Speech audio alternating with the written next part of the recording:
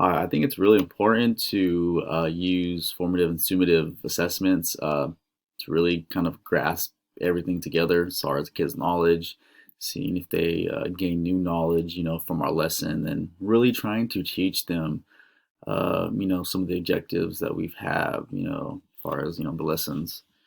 Um, for example, I like using Nearpod. It's like a website. It's pretty tech savvy. It's pretty cool because it gets the kids engaged.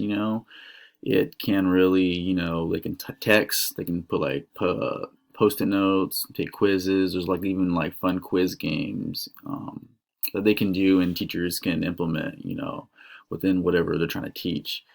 And I think that really gets kids to buy in to it.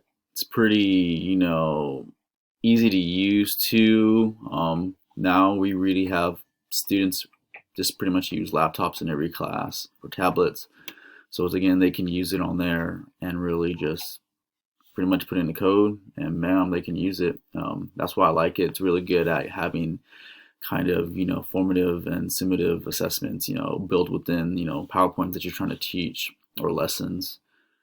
That's some examples that I've seen it. So, a really kind of a cool way to, new things kind of coming emerging, helping teachers, kind of make it easier on them to kind of teach this, or the counselors, but also too making it fun for the kids.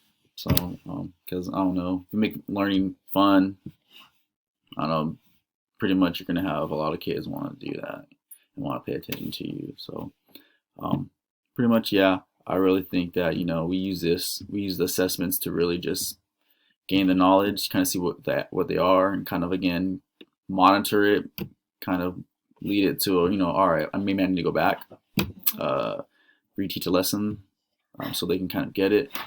And so I think that's really important, because we care about the kids and we want them to be successful. So yeah.